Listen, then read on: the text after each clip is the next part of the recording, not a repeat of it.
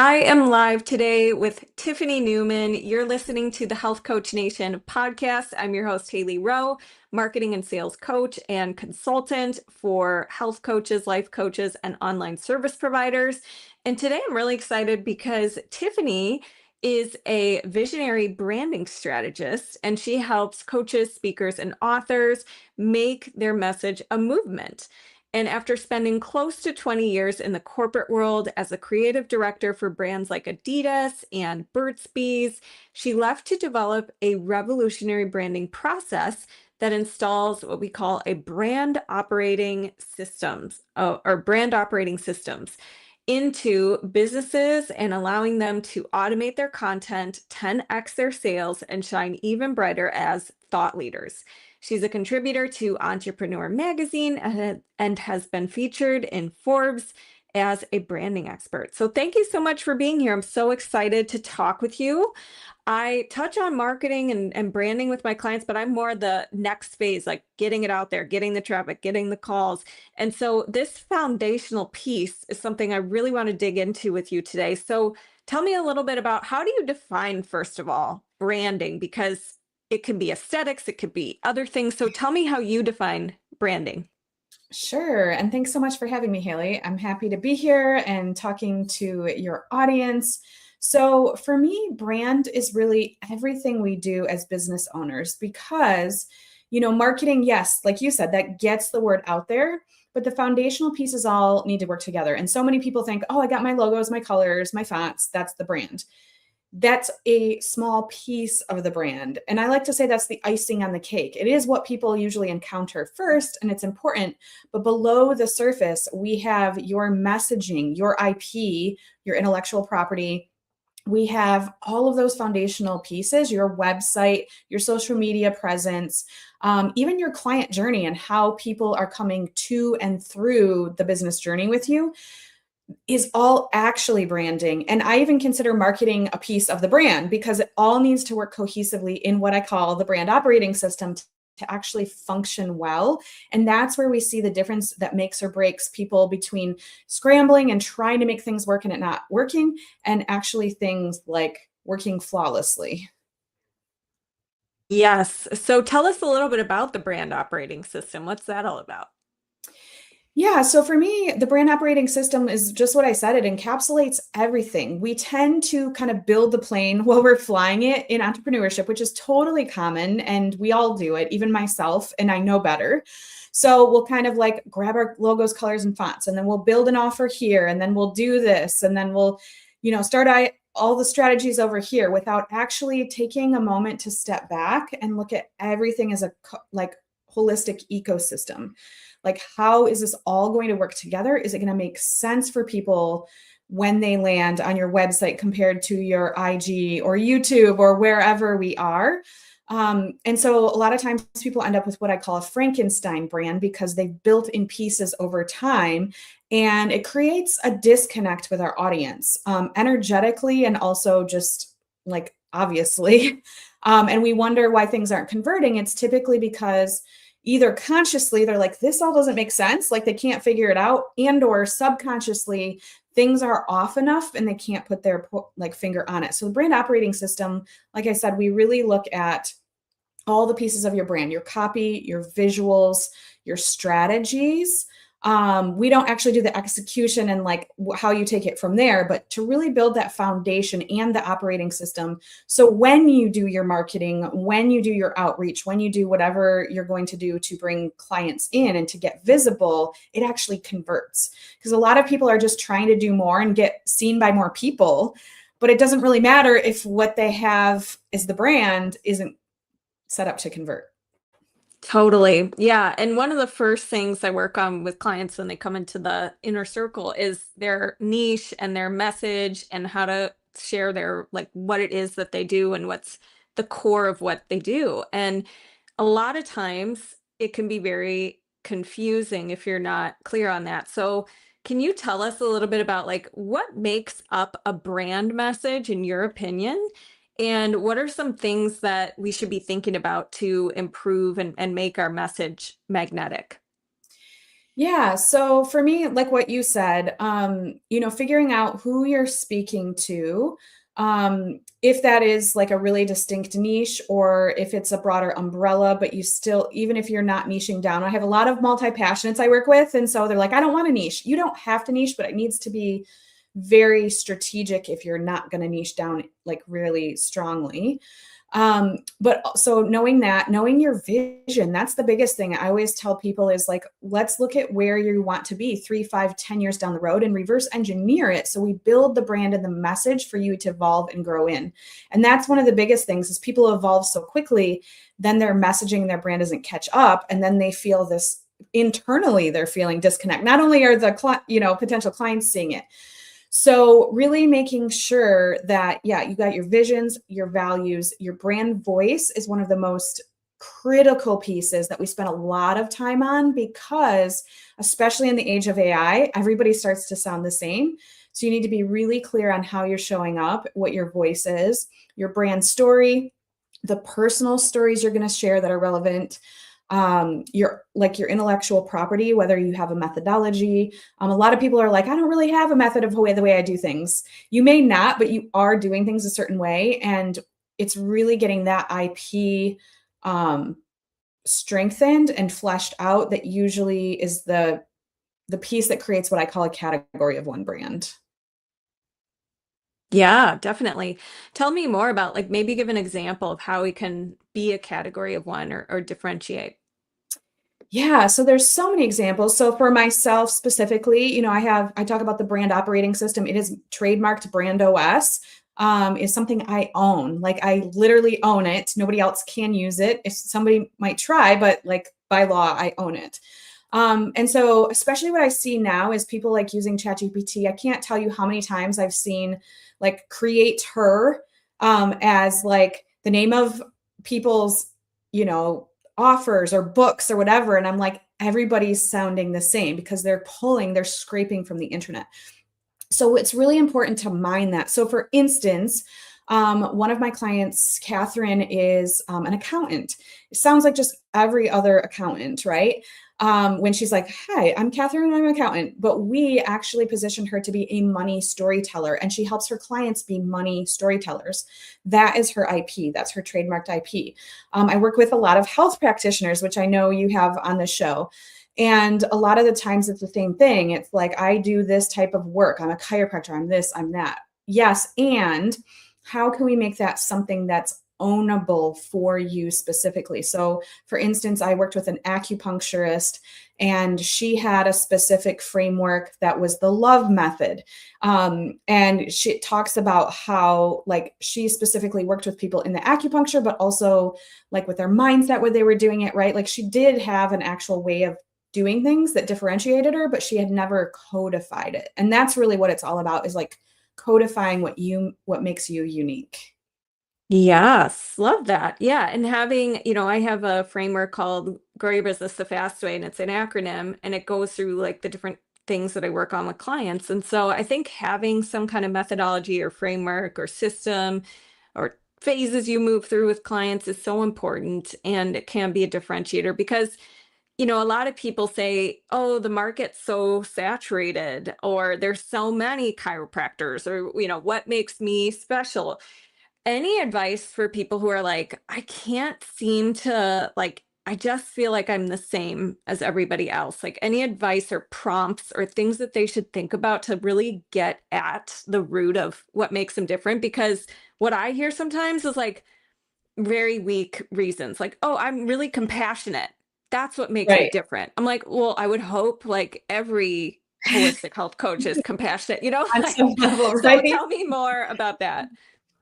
Yeah, no, and I hear this quite often that I mean, sometimes people just not be like, I know what makes me different, and they'll spit it out. But a lot of times people, especially when it is a chiropractor or, a functional medicine practitioner or something like that, because they went through a training with other people. And so they tend to think of their work as like that system, right? And so they're like, well, I'm using that system. Yes, and we all have our unique ways of putting our work out into the world. So for that acupuncturist, like she would do she would talk to them and do mindset work while she was doing it. I know a massage therapist that was similar too. Like she would ask them what their vision is and like talk to them and do energy healing while she's in the work. So really just thinking about like, what are you doing during the day, or what do your clients say that they love most about your work? So for instance, the chiropractor I go to, she uses a lot of essential oils. She uses, she really specializes everything. Like she has pillows. And of course, this is just also increasing her revenue, which is smart, which I understand since I'm a business owner. But from a marketing perspective, like you can get fit for a customized pillow and orthotics. Like she's not just a chiropractor. She literally tends to each person so individually. Now, was not her branding strategist, but if I was, I would say something around like the really individualized service. Because a lot of chiropractors, you're in, you're out, you spend 5 minutes, you don't really get that individualized attention, right? So it's nothing profound, but it's enough that we can codify it and turn it into an IP. Yes, definitely. Okay, so tell me a little bit. You also worked in the corporate world, and you mentioned like Adidas and Burt's Bees and things like that. So tell me a little bit about what were some big learnings you had that now have transferred into your entrepreneurship when you work with clients that you learned there? Such a good question. I think the main thing that transferred, and then there's also a lot of differences, but the main thing that transferred was, watching these big brands, two things. So, if you think about Adidas or Burt's Bees, they have the brand foundation, right? So really my job was fairly easy there because Burt's Bees is Burt's Bees. So if they had a new product line, yes, we made new designs for it. Yes, we made like the point of displays for the stores. We made the marketing, we made the advertising, and we were following a system. The system already was created in that brand. We helped create a lot of brands too. But in those cases, they were brands that already existed, right? So it just makes it so easy to iterate, to make new products, to create new content because you have a template to follow. And so that's what the brand operating system that I created does, is because so many people are flailing, trying to figure this all out, trying to figure out, how to put themselves out there and all those things, when really once you get that foundation, it becomes easy and you don't have to think about it anymore. You can spend your time serving your clients, right? Like you still have to do some work. So that's the number one thing, is really the foundation. And then the second thing is market research. So those brands had millions of dollars they would spend with us. I was a trend predictor as well. So we'd look at like what we thought the trends were coming up. We'd do market research, and then we'd act accordingly when we were creating the brand. And that is a must have because things change so quickly, and now, especially now. And so I weave that into everything I do for clients when we're developing the brand. We don't just do the guesswork. We actually look and do some market research and like think about what trends are happening, what's coming up, because in this world, it changes so quickly. We want to make sure that we're on point and also flexible, so you're not having to reinvent your brand every 2 years. Oh my gosh, so true. What about when somebody wants to transition, like they've tried a niche or they've tried something and they're realizing they want to evolve or they want to expand their target audience or their brand, do different things. Any advice for like how do you get people on board with that? Or do you need to even tell them? Or like what's kind of your suggestions there? Yeah, another great question. So the main thing I would say is, this does happen. For instance, like I had one of my clients who we did her brand and website like about 5 years ago, and she actually was a health coach. And then she decided she had gotten so much popularity and like done really well. All of her people started asking her like, did you do that? So she's like, I actually want to transition to be a business coach now. I don't want to do the health thing anymore. And so what we did with her was really looking at, because I create what we call legacy brands, right? We want them to stand the test of time. So we looked at the brand foundation we created. Most of it was still really relevant. Her vision, other than like the ideal client she was serving, was the same. Her values stayed the same. Her voice stayed the same, right? So like in that case, because she had the foundation, we didn't have to shift a lot. but it really did then look at like, who is this, new avatar? Like, what are the new offers going to be? So that's the thing, is the first thing to do is like look at what can you keep, like what's working, and then what can shift. Because a lot of times we'll just throw the baby out with the bathwater and then start completely over. And then that causes a lot of like overwhelm and anxiety when you don't have to necessarily change everything. The other thing I would think about doing is actually, yes, definitely announce it, because otherwise your audience will be confused. And what I like to do is actually create campaigns. So, for instance, going back to like Adidas, if we were like creating a new campaign for a shoe, yearly, even if it was the same shoe, we would make a new campaign to make it seem fresh and different and like aligned with the times. So you can do that in your brand anytime, but also thinking about when you're shifting, like do it in real time, tell the story, say why, let people go on that journey with you. And then when you launch a new product or a new offer, then they're already primed and like have been watching the journey. It's not just this random surprise of like, oh, this person's doing something completely different, because that can come off as flaky, even if it's not intended, because we all evolve. And so when you guide them through, it's really helpful. And then new people, of course, won't know the difference. Right, exactly. And sometimes, it's going to be easier to do a pivot and a rebrand if you have 5 followers and you've only been, trying it for 2 months or something, versus if you're Kim Kardashian now and now you're changing to something completely, you have this huge Right. following and they've known you for years. So, what about too? You mentioned there were some differences in being an entrepreneur and helping entrepreneurs Oh, yeah. compared to working for in corporate for these brands. So tell me a little more about some of those differences. Yeah, so some of those differences is those brands specifically are made for like a really mass wide audience, right? But they do have their avatars. Like obviously Adidas isn't going to be like targeting like 80-year-old men. Like that's not their target.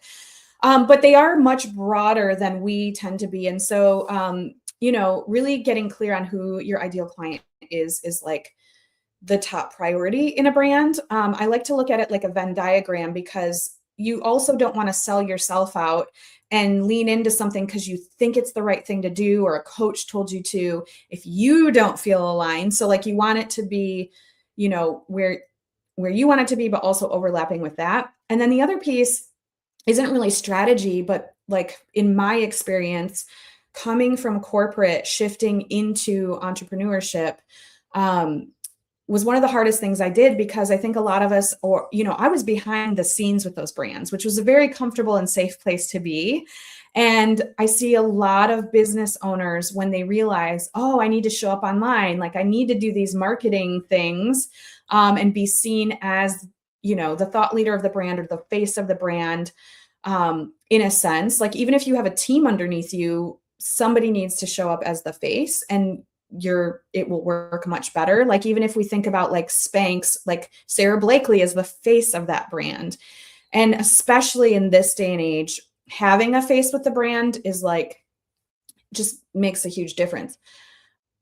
But to wrap that up, I would say, giving yourself permission to do that and being comfortable with being in front of the scenes. That was my biggest transformation. I was the girl who's afraid to like ask for ketchup at a restaurant. Like I was so shy. And now I speak on stage to like thousands of people. It's crazy. So the thing I always like to say is if I can do it, so can you, even if it scares you. And that's the biggest difference, I think, is we try to hide behind this business. And for a business to work really well, even if you have the team, people want to buy from people. They don't want to buy from a business necessarily, in my experience. I agree. Yeah. Seeing like a logo as your profile picture and then all pictures in your feed of like stock images and stuff. I feel like it's just really hard to connect, especially nowadays too with AI and all the things. So, Yes. speaking of AI, what are some maybe do's and don'ts when it comes to using AI to support you with your branding and your voice and all the things versus Yeah. where you're like cringing because you're reading something and you're like, oh my gosh, not good. Yeah. Oh my goodness. I could probably talk about this for hours, so I'll try to keep it succinct. But I get on a soapbox about AI because I have a love-hate relationship with it. It is an incredible tool, and I use it daily. The thing that I see that is the issue is people relying on it for their decisions because AI is going to tell you what it wants, what you want it to hear, or what, how does that say it go? You know what I mean? What you want to hear. And so it might, you'll give it an idea and it's going to say, that's the best idea since sliced bread. Go for it. And then you're like, well, I don't know, maybe we should do this. And then it'll be like, well, yeah, that idea, that other idea isn't good. This is better, right? Like it's actually confusing people a lot of the times more than it's helping in ideation. So like when I was talking about earlier with creating IP, I've seen so many people try to go to ChatGPT or Claude, but that scrapes the internet and other people's ideas. And so that's where you're going to start sounding like everyone else. So really getting the brand, the core brand operating system and your voice and your IP set first is key because then you can train AI and you can protect your IP. I always tell people to make sure that they're protecting their IP when they're using AI because otherwise you're just giving that information and to it to give to other people. But like really making sure that that is really coming through you, we codify it and then we train AI to write in your voice to do that. And that's where the beauty is because it can save so much time and effort in the long run, but it's just using it in the right way. And you also, it's a lot of work to get the prompting right and to make sure that it's actually spitting out things that are good, you know, like it can sound good to you, but when you're looking at and scrolling through LinkedIn, everything starts to sound the same when it's all coming from the same source. Yeah, definitely. What about like with the whole voice, like finding your voice? I think I hear a lot of people say, I like don't know what that means, or I don't know my voice. Mhm. Any tips around that and kind of expand on that? Yeah, so we have a really kind of not intensive, like as in hard, but intensive as like thorough process for mining people's voices.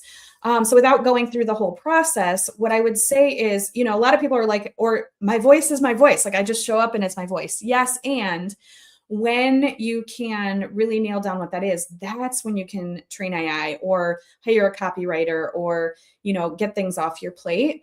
And so the first thing I always tell people to do is to really look at other brands they admire. And this doesn't mean other thought leaders. It means like maybe you're a Patagonia person, you know, and you love like that type of vibe, or maybe you're like a Mercedes type of vibe. Like what is your actual vibe? Because a lot of the times we show up as we think we should, especially online, not actually as we are. And people can feel that when it's off. And then also, one of the tricks that I like to do now is look at transcriptions of calls and start looking at patterns. Like, how are you showing up? Are you more educational? Are you more inspirational? Are you funny? Are you joking around a lot? Like, how do you lead? And then move from there. And that's where a lot of times people like AI just doesn't sound like them, or people hire a copywriter and spend like $10,000 to have them write for them, only to find out like this doesn't really sound anything like me, right? So it is a process, but it can really make a massive difference. Yeah, yeah, I love that. And I think too, when it comes to brands, you brought up like car brands, and I just was talking with my fiance the other day about how Jeeps, Jeeps, Oh, yeah. they have like a whole culture. Like they My have, husband has a Jeep, so I yeah, know. does he have the ducks on his He car? refuses. Okay. He has a Yes. 1970s like vintage Jeep, and he's like, he doesn't like the ducks. But my daughter, who's Yes. 12, made it so he has one duck because she's like, Mhm. Dad, you have to have the ducks. But yes, it is a Right. culture for I know. sure. So I didn't know about this whole duck thing, and I kept seeing Jeeps with ducks on them, and I'm like, am I just seeing the same Jeep driving around town all the time? Like, no, this is a thing. Every Jeep I see has these ducks. And then I like looked more into it. So yeah, the whole goal with your brand is to create community and culture and like a Yes. Great. whole, I love that thing analogy. around it. Yes. Yeah. Yeah. So, okay. So anywho, this has been very helpful. If I'm going to have you share where people can find you and all that. But for those of you who are listening, what I do on these episodes is I give a freebie of the day. And today's freebie is going to be the free niche message mastery cheat sheet and class. And it's mostly focused on your elevator pitch and figuring out who it is you want to work with and why, and then how to communicate what you do without people going, what the heck are you talking about? So if you want to check it out, it's at haleyrowe.com on the homepage. You can just scroll down or see the pop-up and it will be there. Now, Tiffany, where can people check out your freebies and all the stuff you do online? Absolutely. So I actually am mostly on LinkedIn these days. Just kind of tired of the Facebook, Instagram world personally. So LinkedIn, it's just search my name, Tiffany Newman with a U. My website is Your Legacy Brand. And then I also have brandospro.com, which is the product where I help take business owners and create that brand operating system so they become thought leaders. And then my freebie for your audience today is a brand authority audit. So it basically asks you questions, really looks at your brand and shows you how much authority you have and what you could work on to improve your authority. So you're that category of one brand. So that is at audit.brandospro.com.